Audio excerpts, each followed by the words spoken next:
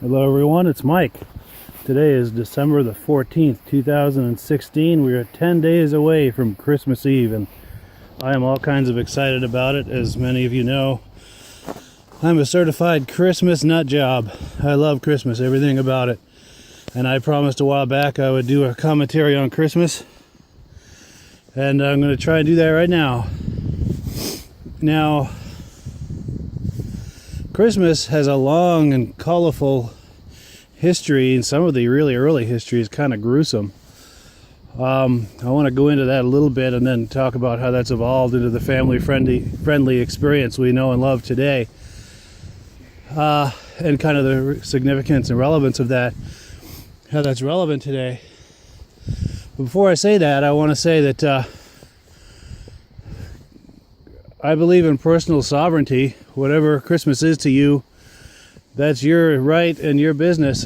Christmas is whatever you want it to be, whatever you want to make it, whatever you want it to be, whether it's a 100% pagan or 100% Christian or some kind of mix, which I think most people do. That's completely your business. I guess where I differ and I have trouble with is when people go and try to impose that on others. Kind of like, to keep Christ in Christmas or bring Christ back into Christmas and all of that. If that's what that is for you, that's great. But I just don't like seeing that imposed, and I don't like hearing that, and I don't like being told to say Merry Christmas or Happy Holidays. And this whole political correct thing has created this no-win situation where no matter what you say, someone's going to be offended or someone's going to try to correct you.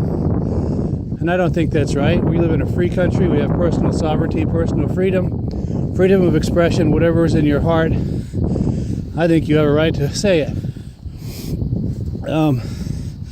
As long as it's coming from the heart, and I apologize, I'm trudging through snow here, so it's getting me a little winded. As long as it's from the heart and from a good place, I don't care if someone says Happy Hanukkah or Happy Kwanzaa or any other greeting. God bless, or Buddha be praised, or Allah be praised, or any of that. Any other time of year, I got no problem with any of that. If that's coming from the heart, and that's intended to be a warm salutation or greeting, I got no problem with that. I don't find offense with that, even though I don't necessarily fully understand or participate in those traditions. I don't find that offensive. So I think, we need to all let up a little bit, just live and let live, and celebrate our personal sovereignty. And I do understand where some of that is coming from. I know not everyone celebrates Christmas, and it can be culturally insensitive to say that. If someone doesn't celebrate, and to assume that they do, I appreciate that. I truly do, but that's Christmas is a generations old tradition in this country. And there's no ignoring it. It comes out into the streets with lights and music and decorations and the way people are dressed. If you think you can put that back in the can because you don't celebrate, that's not very realistic. I appreciate the sensitivity thing. And if I don't know what someone celebrates, I'll say Happy Holidays. That was always an acceptable and positive greeting to give to someone this time of year.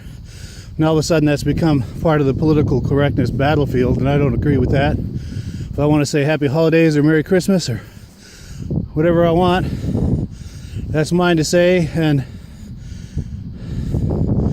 that's just about it. I don't like being corrected on that. I don't usually do or say much because you got to pick your battles. That's not a battle worth fighting.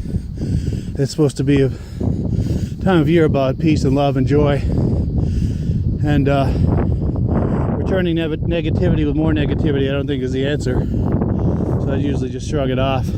But that's how I feel about it. I'm entitled to my feelings. You're entitled to yours as well. It's the beauty of living in a free country. We're all entitled to our feelings and opinions, and we can express them. And that's what I'm doing here. I'm expressing my thoughts, feelings, and opinions. And they're mine and only mine. They're not meant to be imposed on anyone. If it resonates with you, great. If it's thought-provoking, great. If you disagree, that's fine too, it's not. I'm not saying you have to take on that point of view. I'm just sharing what's in my mind and in my heart. So let's talk about the history. It is funny when people talk about keeping Christ in Christmas, or that it's about Christ.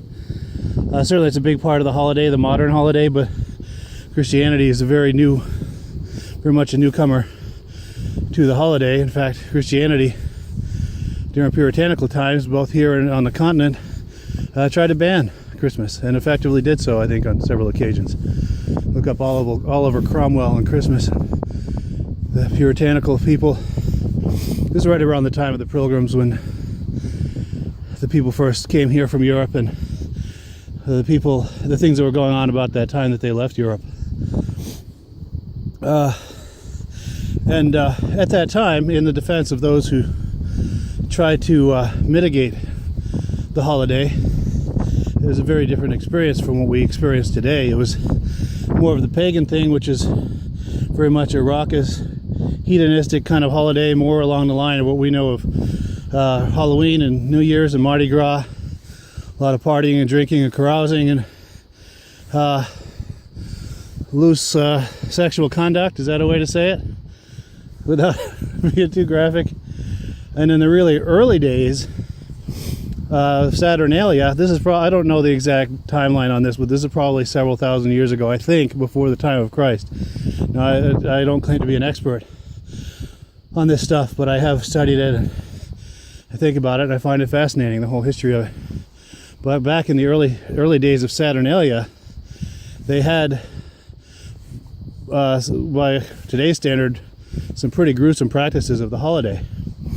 They had ritual bloodletting.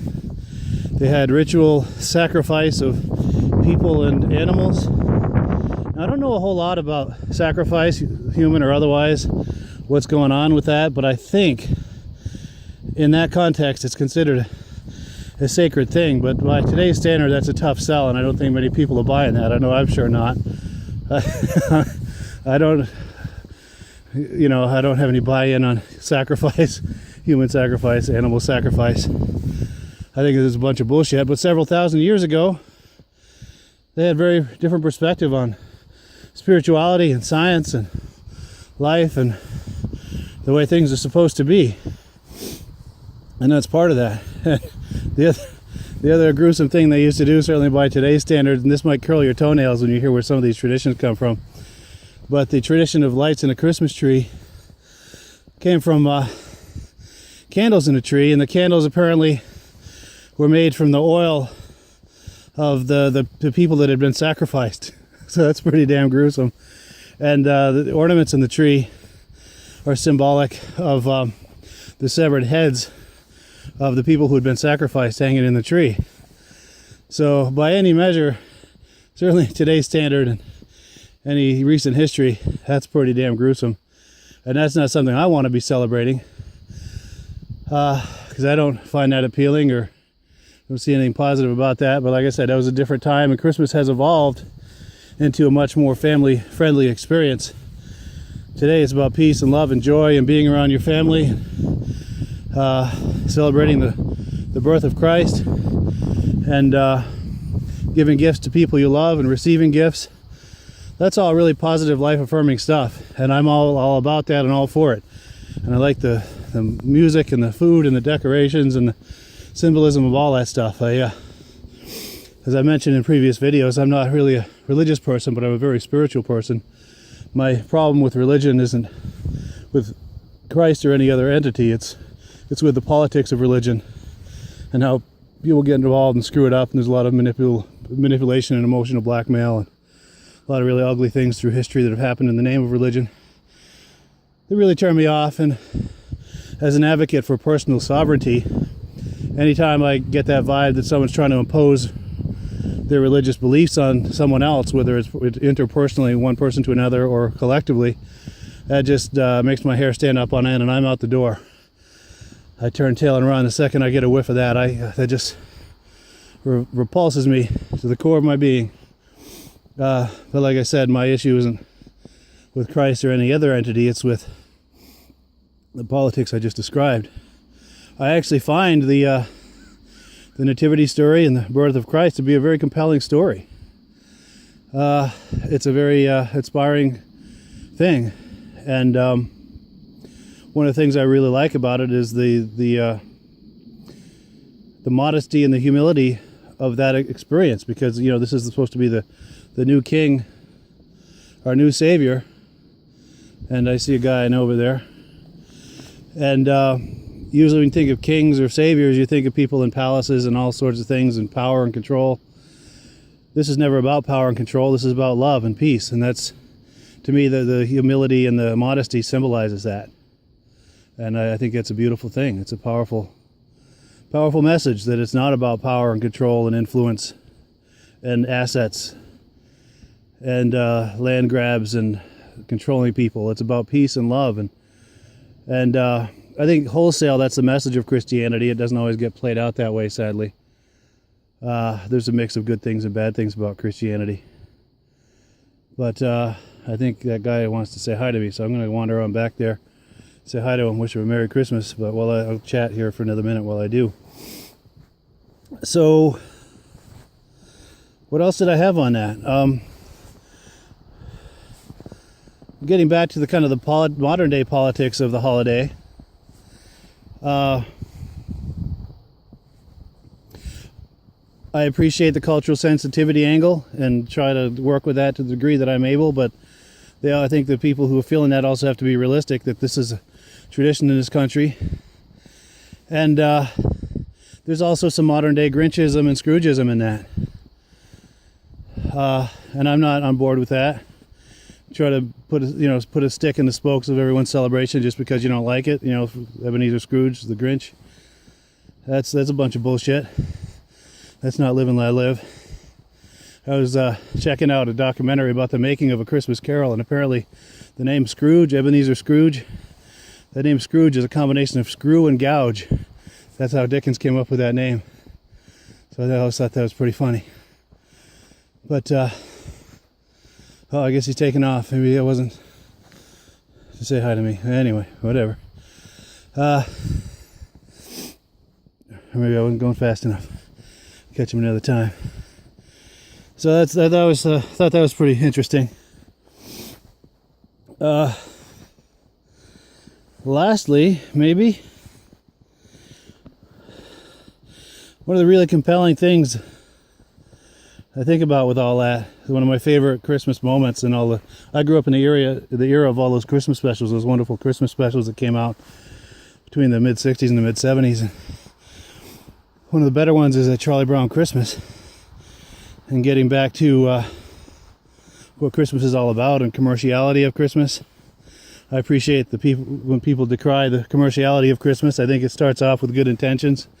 I think it's a wonderful thing to give and receive gifts with people we love and care about. But I think it can get out of hand to the point where you feel you're doing it out of obligation and not out of love. And where do you stop that list? Who you're buying for? And if you're struggling financially, it's an unbelievable burden. So I appreciate, when people decry the commerciality of Christmas. But and that's the whole message, really, of that Charlie Brown Christmas story.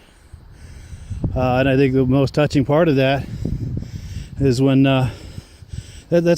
Charlie Brown is kind of a seeker in that story. Trying to, doesn't anyone know what Christmas is really all about? And Linus says, I know what it's all about, and he quotes a passage from the Bible about the birth of Christ and the significance of it and peace and love, and that's what the Spirit's all about. And my favorite moment of not just that special, but any Christmas special, is that line where Linus says to Charlie Brown, and that's what Christmas is all about, Charlie Brown. And he delivers that line with total humility and total modesty. And man, that just grabs my heart every time I hear it. That's what Christmas is all about, Charlie Brown. I get me a little choked up now just saying it and hearing it, thinking about it. It's an incredible moment. And it changes that whole thing for Charlie Brown, because during that whole story he's struggling. And that turns it for him. that it's about peace and love and joy, and not about all of these obligations and everything else. Those can be certainly wonderful things, but it can also be a burden and confuses what it's about. But like I said, I believe in personal sovereignty. Christmas is whatever you want it to be, whatever you make it, whatever you believe in it, whatever you believe it to be, and whatever that is for you, I celebrate that. I think it's a wonderful thing, and I wish you a happy experience of that this year. And for me, it's pretty much the American traditional mix of pagan and Christian. I love it all. I love the birth of Christ. I love the Santa Claus thing and the Christmas tree and all of the food and the music and the decorations. I just love every last bit of it. And the other thing I wanted to mention about Santa Claus, a couple things about that. How am I doing on time? 16 minutes? All right, I'll give a few more minutes on Santa Claus. I think it's an amazing fantasy. I have tremendous memories of that from when I was a kid. I'm extremely happy that my parents did that fantasy for me. That's why I think I love Christmas so much, because of how magical that was, that experience.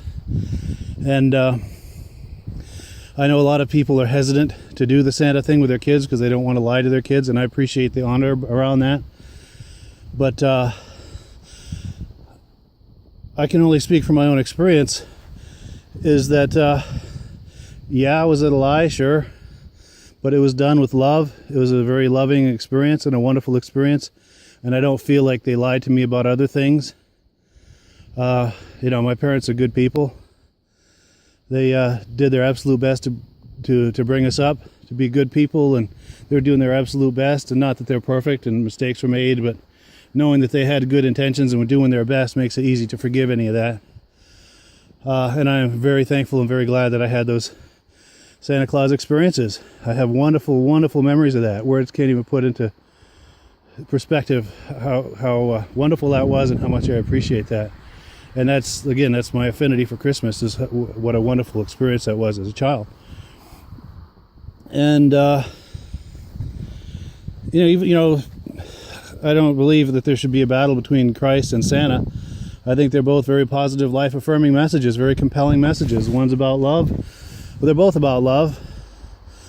One's about love and peace, and the other's about giving and sharing and being altruistic and philanthropic, giving to others without expectation. There's a lot of powerful, wonderful, beautiful things around that. So I don't feel compelled to condemn either of those. I think they're both incredible messages, and I like to pause and try to reflect on that and bring that into my heart and corny as it sounds, to try to take that to heart and live it all year round. And that's the really thing about, I keep saying I'm going to end, but I find something new to talk about. That's the really compelling thing about the Christmas Carol story, is that it's a conversion story that can take someone like Ebenezer Scrooge, or in a more contemporary interpretation, someone like the Grinch, because that is a modern interpretation of the Christmas Carol conversion. That the power of this love and joy and peace and all of that and goodwill can be so powerful that it can convert even the most curmudgeonly